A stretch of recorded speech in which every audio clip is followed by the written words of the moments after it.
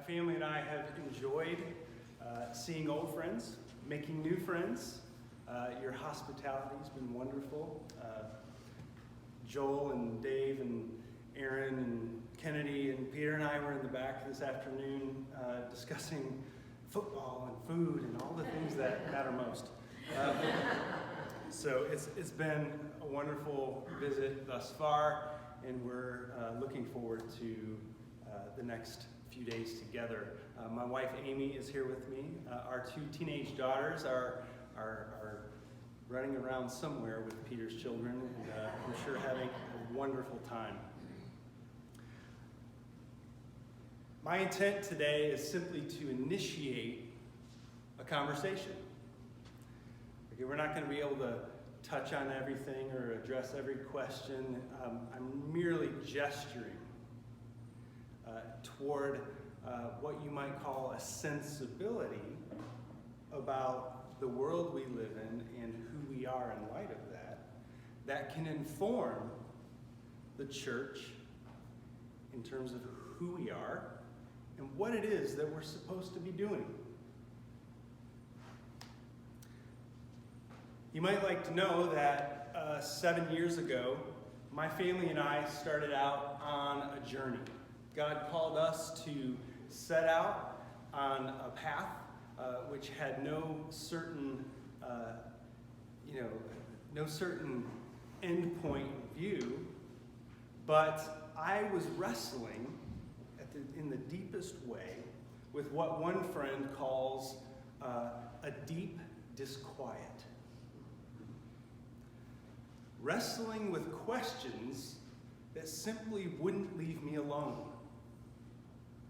In a disquiet about what the proper relationship is between the church today and the cities within which we are placed.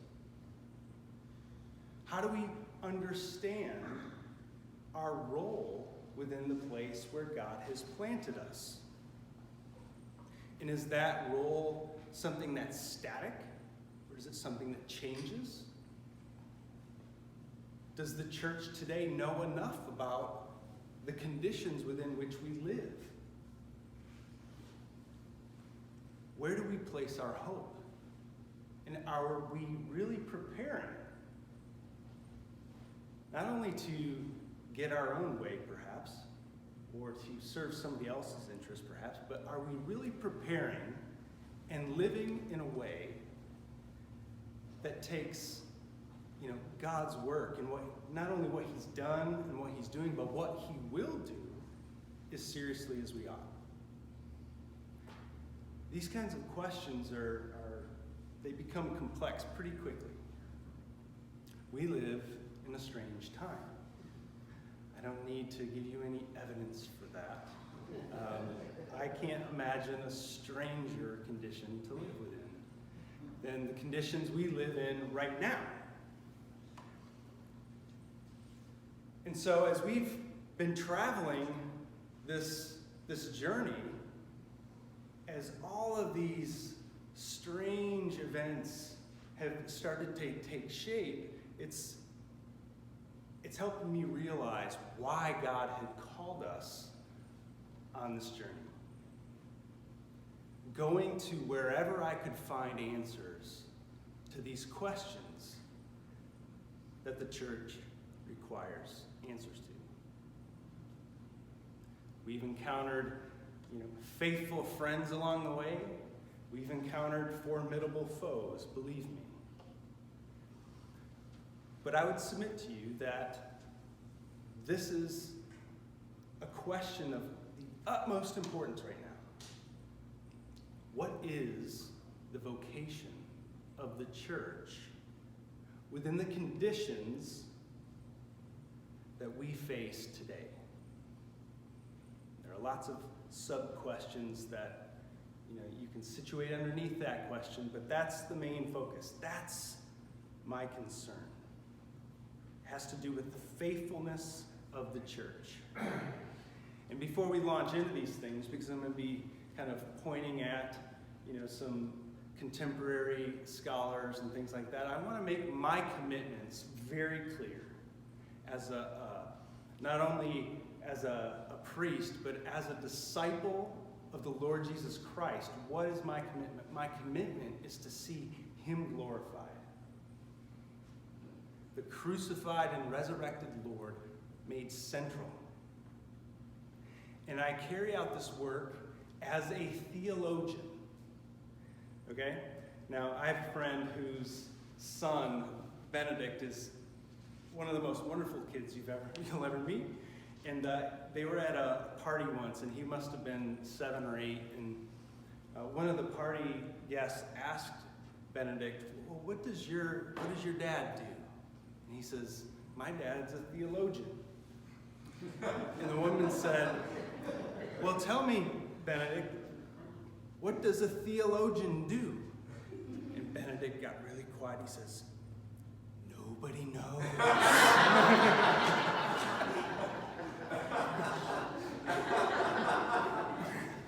Well, let me give you a sense of what we're doing here, okay? To be a theologian is to be committed to understanding all things in light of Christian revelation that centers upon the person of Christ.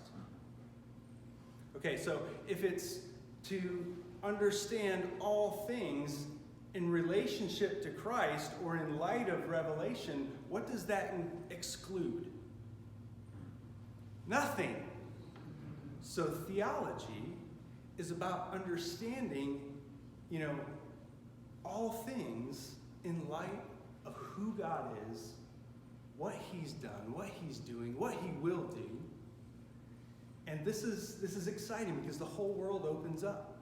This is not about, things that I do when I'm wearing my collar, or things I do when I have a Bible open in front of me. No, this is a big kind of area of concern. All things. And we do this with the good of the church in mind, always. And we do this with a purpose, which is it's to avoid idolatry. It's to know God truly and to make him known, to bear witness to his mighty acts, as 1 Peter tells us later in this epistle. So anyway, that was a lot of throat clearing, just to give you a sense of who we are, where we're coming from. We've traveled, we've bounced around the country a bit, have been involved in some wonderful opportunities, and but I want you to understand that in light of all of these things, we're trying to make the most of this experience in order to seek the good of the church for the glory of God. And I would add, for the common good, for the good of our cities. Okay, throat clearing is over. We live in strange times, right? What is the nature of this situation we find ourselves in? Can we really give a wise account of the conditions that inevitably shape or at least inform the lives we lead together? As Peter mentioned, my academic research is focused on a contemporary philosopher named Charles Taylor. And he is famous for writing really big, fat books. One of which made him most famous, and it's called A Secular Age. And this category of secular can become slippery, but this claim that we live in a secular age, it's something that's really kind of taken for granted, right? We say that, but whenever somebody says that, I always find myself wondering what it is they're imagining when they say that. Because one of the things I'm most interested in is encouraging a faithfully Christian imagination. This is supremely important. What is it that you imagine when you lead the life you lead? What is it you imagine when you use the words you use or think the thoughts you think? The background of our imagination makes all the difference in the world, and that's what I want to touch on today.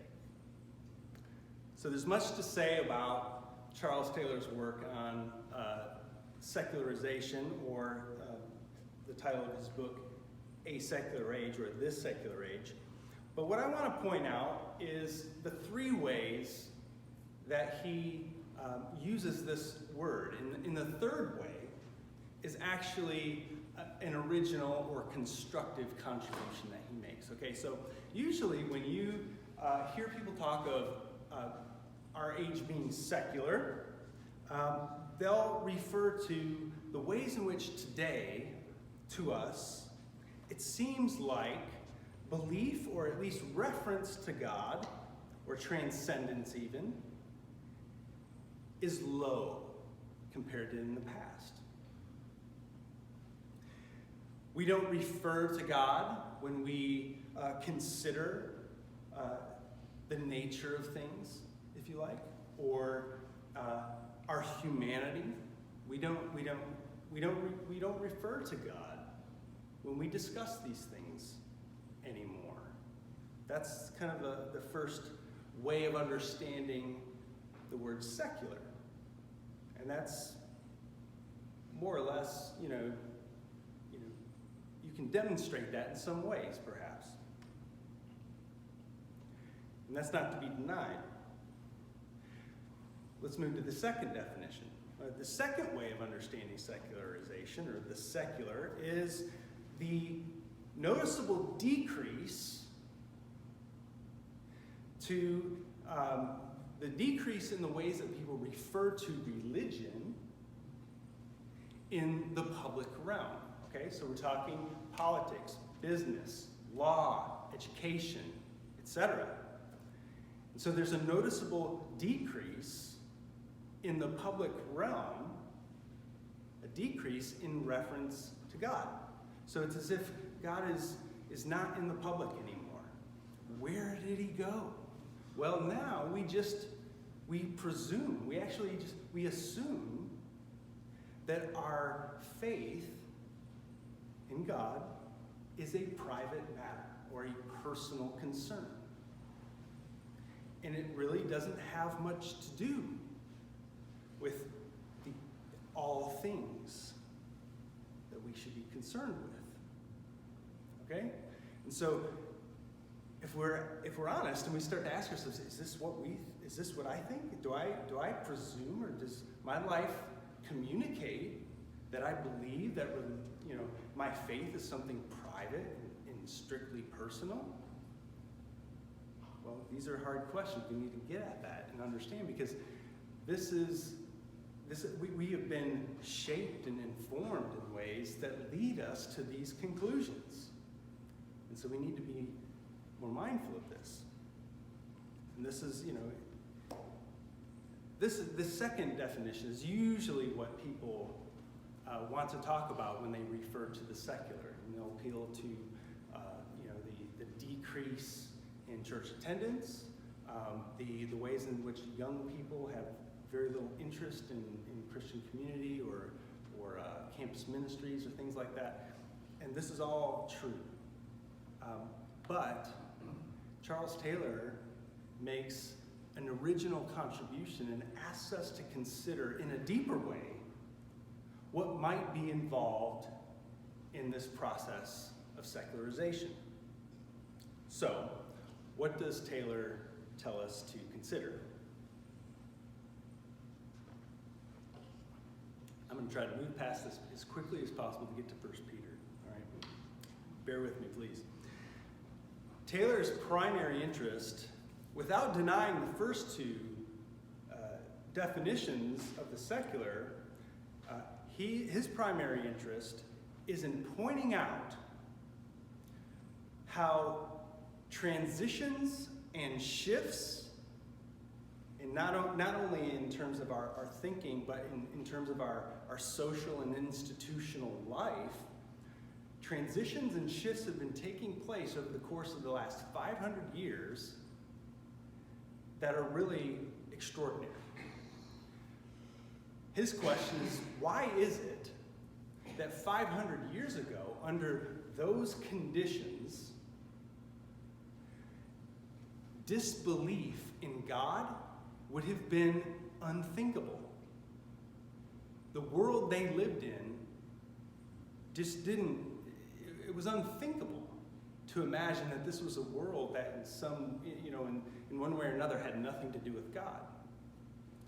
And he says, so how do we move from those conditions to the conditions we face today, which is a shift in perspective, a shift in understanding that makes faith in God one possibility among many. And so now God is, there are multiple perspectives on that, or opinions, and these are all contested opinions. What am I talking about? Well, I'm talking about the conditions we're in, where we just reflexively presume that God is an option. And that's not a problem like out there. That's a presumption that is right in here. It's right in here. God is an option, okay? So you see that, like within the world, the marketplace of ideas now, in our modern age, God is one product among many that you can switch out or change or choose. And we need to ask, how did we get to this point? How did we arrive here? And then where do we go to find answers to the question concerning how we are to live within these kinds of conditions? Okay, now I'm going to move away from Charles Taylor and help you to maybe feel the weight of what we're talking about very quickly. To make God an option, or to make him, you might say, a product to be marketed or peddled, what would you first need to presume about God?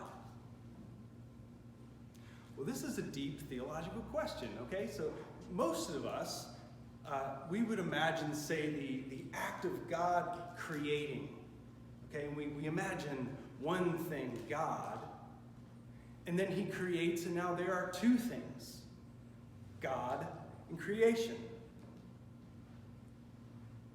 Seems relatively kind of straightforward, right? This is maybe how a child would describe things. They see the pictures in their storybook Bibles, and this seems to be the way it looks. There's the bearded guy, and he creates Adam and Eve over here. There's thing one and thing two. The problem I want to emphasize very quickly is that this is a very serious theological mistake. And it's something we just presume all the time. You see, God is not a thing. And I'm not even, you might think, yes, of course, we know that. God's not a thing, like this cup is a thing. But the way we imagine our life within creation can tend to presume that God is, in fact, one thing operating within our context alongside and very much like every other thing. He's just bigger and stronger. God is no thing. Remember I said the purpose of theology is to avoid idolatry. This is what we're talking about. God is not a thing. To presume such is idolatry. And so you see how this works. So if there's thing one and thing two, what they're doing is they're operating in competition, okay? That's not the case.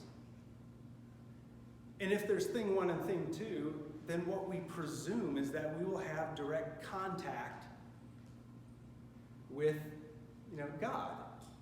But within our age, under these conditions where God just doesn't seem real, then it must be that he's just really far away.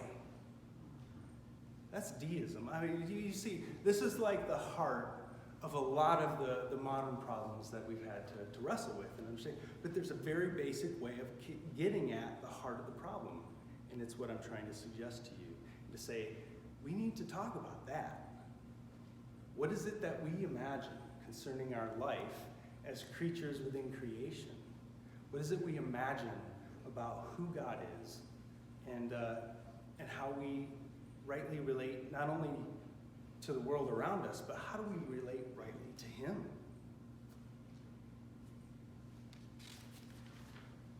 First Peter, let's go there. The things I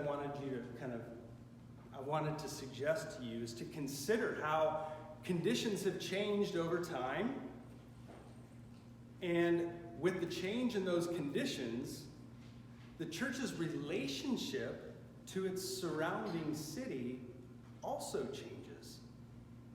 The vocation of the church has to kind of shape itself so that it's always in right relationship, not only to God, but to the world around it. Now that might sound funny. We usually think of the vocation of the church as something that's fixed and sturdy and stable and static, but in fact, that's not how our lives work. I was talking with the guys earlier, and we were talking about how over the course of someone's career, they would change their vocation. Now, stats today show that typically a person changes their vocation 5 to 7 times over the course of their career. That's, in their imagination, a career change. So it's a change of their sense of calling. We're not even talking about like jobs. So I guess like jobs, I think the stats show like it's like 12 to 18 different jobs that somebody has within their working career. At any rate, the point is that we are situated within history and things change, and we need to come to terms with that. But we can only come to terms with that when we know what is our point of stability. Who are we? Yes, the world changes. Yes, the conditions change. The last 5 months have made that abundantly clear. But where do you find your anchor point? Where are we rooted as the church? Are we allowing these conditions to define who we are? Or are we finding our identity in its proper place, and from that, finding the security and strength to bear witness to God's glory and to love well in his name? So, what are we to do today? Well, you won't know what to do unless you know who you are. And you won't know who you are unless you know to whom you belong. Okay? And so to whom do we belong? And that's where 1 Peter comes in. This is a key text that I would love to spend weeks and weeks, maybe months, kind of working through, because it's that rich and it speaks directly to us. And it's a text that's often ignored, sadly. So what are we to do in these conditions that are not only different from 500 years ago, but conditions that have made the difference between the faithful church and its surrounding context more striking than we could possibly imagine? We need to ask the question, what are we supposed to do with difference? We're in this marketplace of ideas where, everything's an option. And that has created conditions where, the church, maybe you feel this. You feel like we are so different from the world around us. It's hard to know how to respond. Well, I think the category of vocation, which, as you know, means calling, which presumes a caller, vocation is a key category that we should explore because it gets at this point of contact or connection between your eternal calling from God and the changing conditions within which we have to kind of lead our lives together. How do you do that? Well, this passage in Peter, the first chapter, is a great place to begin. It calls us to a proper way of imagining, a proper way of forming our imagination in ways that, as verse 13 say, will help us to prepare our imagination for action. And being sober-minded, set your hope fully on the grace that will be brought to you at the revelation of Jesus Christ. And so his calling is of central concern if our concern is to prepare ourselves, to prepare our imaginations for action, so that we might boldly move out into the world to serve because of the hope that we have within us. That's what Peter's asking us to consider. And he's asking us to prepare our imagination for this.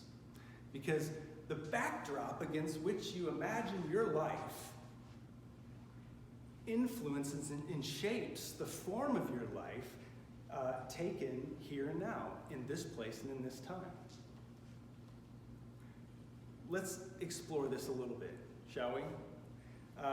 Not to get into the boring academic details, but there's some debate about how to translate a word in the very first verse of chapter 1. And you might find in your translation, it calls the church elect aliens who are in who are scattered, or the dispersion.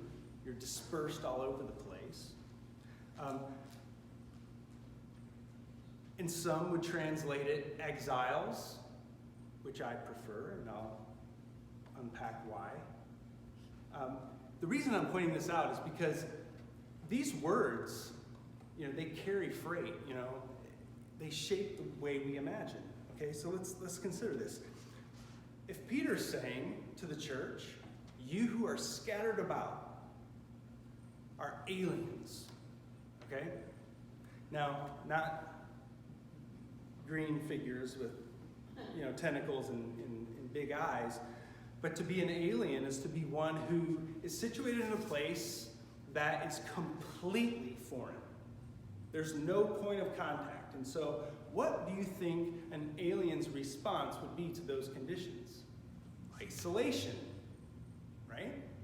So that can't be right in light of the rest of the letter, in what God is calling the church to do. But you might say, well, okay, so what are some other ways of imagining the church's place within these conditions we live in? Well, one might be that of a colonist. So when a colonist moves to a foreign place, what does the colonist do? It seeks to see that place conform to the home country, to take over, basically. What's another example? How about an immigrant? Immigrants usually pretty quickly try to figure out, how do we accommodate the surroundings so that we can survive, right? Now, obviously, these are airtight categories, but these images are powerful. And the image that First Peter is working with is that of an exile, okay? Which is very different. doesn't involve isolation. It doesn't involve taking over. And it doesn't involve accommodating the surrounding culture. So what does it involve? Well, just to press in a little bit more, if you're familiar with, the Old Testament, presuming you are, when the nation of Israel was sent into exile, what was the reason?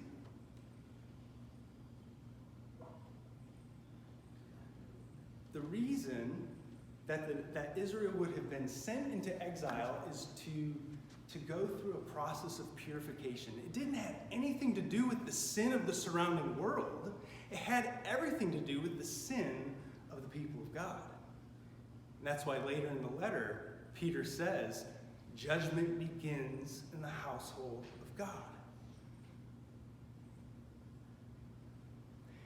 And so you've got a church scattered out, again, an exile image, the diaspora, spread out, sent away, scattered.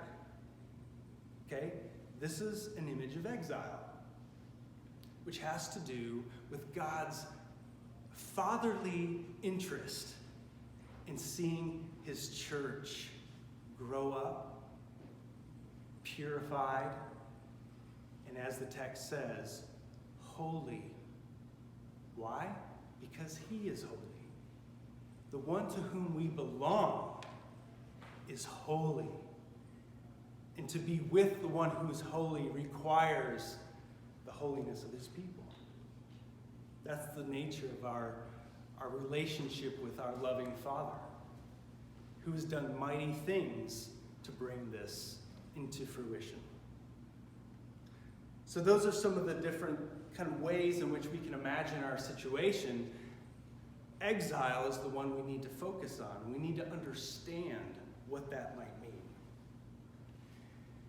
We need to understand that, yes, an exile is to be different from the surrounding culture, but we need to ask what that difference involves and what it's for.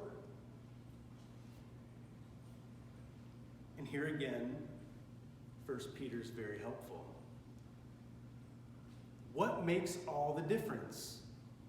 Is it our ideological preferences? Is it our political posture? Not suggesting politics is unimportant. It's really important. But is it that? No, not exactly. Because as the later chapters of this epistle show, that we are, accommodated to the surrounding culture in ways we don't even recognize. The ways in which we depend upon institutions and history, and it shapes our imagination in ways that we don't even understand. So we are accommodated. We can't pretend to completely separate ourselves. But we are called to be different, a very real sort of difference. And very quickly, I want to point out two things that the passage tells us about this difference. The first aspect of our difference is that it's a difference born out of, or that was the wrong word, it's a difference characterized by new birth, new life. Okay? This is creation language, okay? There's one creator, right? One creator. And when God acts, he calls forth, like in the first chapters of Genesis, he declares his word, and from that brings forth life. From the power of his word brings forth life. He's the only one who can do that. And it's these sorts of mighty acts that we are to focus on. This is a new birth. What has God done? How has he brought this to be? The church, the very existence of the church is kind of historically inexplicable. It shouldn't have happened.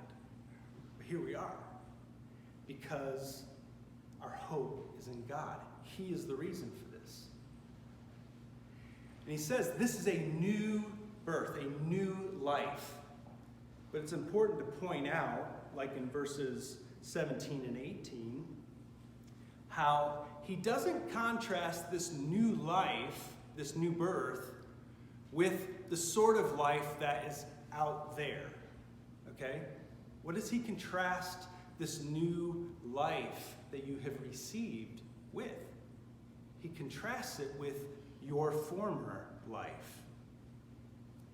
He says, knowing that you were ransomed from the futile ways inherited from your forefathers.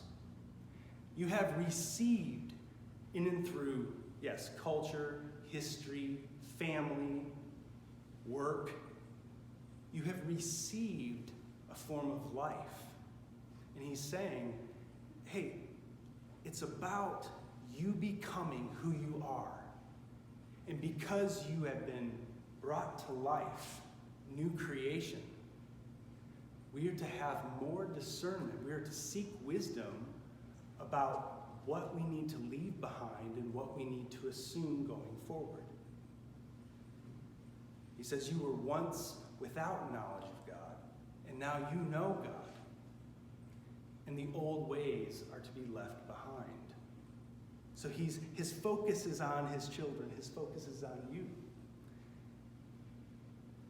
And the second aspect of what difference all of this makes is not just a movement from your old life to your new life, but it's also a movement from a hope in things that bring death to a living hope, is what he says in the first verses here. He says, great is his mercy. He has caused us to be born again to a living hope. How? Through the resurrection of Jesus Christ from the dead, to an inheritance to come that Christ has secured, that is imperishable, undefiled, and unfading, kept in heaven for you. That is your hope. We are preparing our imagination for action in order to receive all that God has for his family, his children. That is our hope. To become, as the church, the body of Christ, more like our King. Called to a living hope, looking forward to a way of life that doesn't trifle with the cotton candy that's on offer, that you think is going to be wonderful and it's sweet on your tongue, but doesn't satiate. It doesn't bring nutrition. It doesn't bring health. He says those things that you orient your life around attaining so that you might have life are bringing you death, and the change that comes, the difference God makes, the true and living God, the one who raised Jesus from the dead, the difference he makes in your life is that you are called to a life that doesn't lead to death but leads to life, and life in abundance. Okay, so in conclusion, a couple just significant points to make here. First is that, like the incarnation, which happened right from within and in the middle of creation, the Word became flesh and dwelt among us. In the same way, we are not outsiders within the conditions we live within. We are not outsiders, we're insiders. We're insiders born into these conditions, so to speak, and then called to discern between how we used to live and how we ought to live now. So we're born from within. Okay, so this isn't like something alien coming in from the outside, like a lightning bolt, onto something that's otherwise neutral and indifferent. No, this is God's creation. And God's creation was designed to manifest, to bear witness to who he is and to what he's done, what he's doing, and what he will do to set all things right. So you are not outsiders who can objectively look at things with the scientific eye. We're insiders who have a shared context with our neighbors and are seeking to see not only our own lives flourish, but our neighbors as well. That's what it means to love our neighbors as ourselves. That doesn't mean accommodate. It doesn't mean give permission. It doesn't mean kind of bless whatever they do. It means that you're incapable of escaping the relationships that you're embedded in. And our calling is to bear witness to God and to love well in his name. Very quickly, the second significant point to make is that we need to pay attention to how we define ourselves. I had a friend who came to my ordination service and saw me, in all the vestments and the white robe, and he was really put off by this. And I asked, well, why? What was so off-putting? And he says, it was all so Catholic. I said, well, what would the alternative be? Well, I don't know. What he was saying was, I don't know who I am, I just know I'm not that. That's a negative way of defining yourself, which actually is no way of defining yourself at all. Where do you stand if you have that sort of way of understanding yourself? What are you focused on? What are you committed to? What are you moving toward? And that's a way of positively defining yourself or identifying yourself. And the only stable point to tether yourself to, the only secure place to be rooted is in the light, life, and love of God himself. That is our calling. That is our vocation. We are his children. We are his beloved. And he has wonderful things in store for us. And we have to take these things and many more into account as we seek to understand how we are to properly relate as church to the conditions of our time and place. So that's what I would like